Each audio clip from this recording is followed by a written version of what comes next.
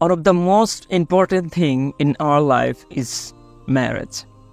আমাদের জীবনের খুব গুরুত্বপূর্ণ একটি বিষয় হচ্ছে বিবাহ। আমরা এই বিবাহর পাত্রী নির্বাচন করার ক্ষেত্রে সবচাইতে বড় ভুল যেটা করি, আমরা ঠিকমতো পাত্রী নির্বাচন করতে পারি না। চলুন রাসূল সাল্লাল্লাহু আলাইহি ওয়াসাল্লামের হাদিস থেকে আমরা একটু জেনে আসি কীভাবে আমাদের পাত্রী নির্বাচন করতে হবে। রাসূল সাল্লাল্লাহু আলাইহি ওয়াসাল্লাম বলেন, তুনকাহুল মারআতু লিআরবাইন, মেয়েদের 4টি জিনিস দেখে বিবাহ করা হয়।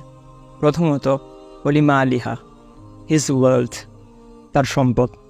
ওলি হাসাবিহা, হিজ লিনিয়েজ, তার বংশমর্যাদা। ওলি জামালিহা, হিজ বিউটি, তার সৌন্দর্য। ওলি দিনিহা, হিজ পাইটি, তার ধার্মিকতা। রাসূল সাল্লাল্লাহু আলাইহি ওয়াসাল্লাম বলেন, ফাসফার বিদাদিদ দিন, তোমরা দিনকে প্রাধান্য দাও, অর্থাৎ মেয়েদের ধার্মিকতাটাকে প্রাধান্য দাও। আর যে ব্যক্তি এই ধার্মিকতাটাকে প্রাধান্য না দিয়ে অন্য সকলগুলোকে প্রাধান্য দেয়, তার উভয় হাত ধ্বংস হোক। তাহলে আমরা কি বুঝলাম? রাসূল সাল্লাল্লাহু আলাইহি ওয়াসাল্লামের হাদিস থেকে এটাই বুঝলাম যে আমরা পাত্রী নির্বাচন করার ক্ষেত্রে সবচাইতে বেশি প্রাধান্য দেব ধার্মিকতা। আল্লাহ তাআলা আমাদের তৌফিক দান করুক। আর এই ধার্মিকতার বহু ফায়দা রয়েছে। একজন নেককার স্ত্রী আপনি আনামানি আপনার জীবনটা দুনিয়ার মধ্যেই ছোটোখাটো একটা জান্নাতের মধ্যে বসবাস করা। এই নেককার স্ত্রী আনার ফায়দাটা চলুন একটা গল্পের আকারে শুনি। হাসান বসরি রহমতুল্লাহি আলাইহি, তিনি যখন হজের জন্য মক্কাতে গিয়েছিল, তখন মক্কার বাজারে এক লোক তার দোকানের আসবাবপত্র বিক্রি করছে। তখন হাসান বসরি রহমতুল্লাহি আলাইহি সে দোকানদারের কাছে গিয়ে বলল যে আমার কিছু কাপড় লাগবে। তখন সেই ব্যক্তি হাসান বসরি রহমতুল্লাহি আলাইহিকে কাপড়গুলো এমনভাবে দেখাচ্ছে আর মিথ্যে কসম কাটছে, তা বলার মতো নয়। প্রতিনিয়ত সে মিথ্যা কথা বলেই চলছে, আমার কাপড় অমুক, আমার কাপড় তমুক, আমার কাপড় এই সেই ইত্যাদি সব কিছু, যা দরকার আমার কাপড়ের মতো বাজারে অন্য কোনো কাপড় পাওয়া যাবে না ইত্যাদি।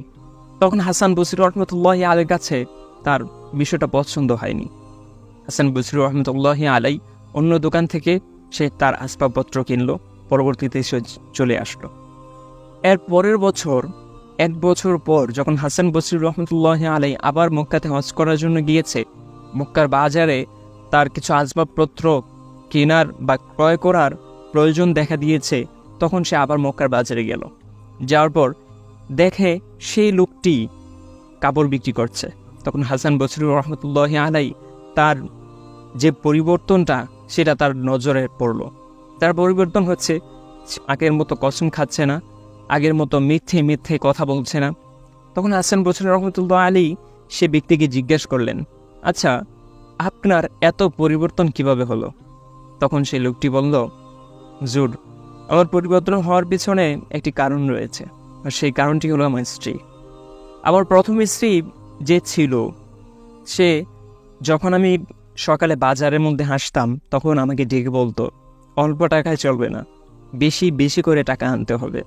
বারবার প্রতিনিয়ত আমাকে টাকার জন্য পীড়া দিত, সে অল্পতে তুষ্ট ছিল না। তখন আল্লাহ তাআলা আমার দিকে মুখ তুলে চেয়েছেন।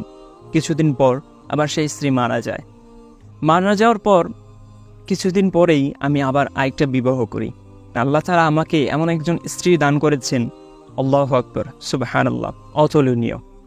আল্লাহ তাআলা তার ধার্মিকতা এতটুকু দিয়েছে যা বলার মতো নয়।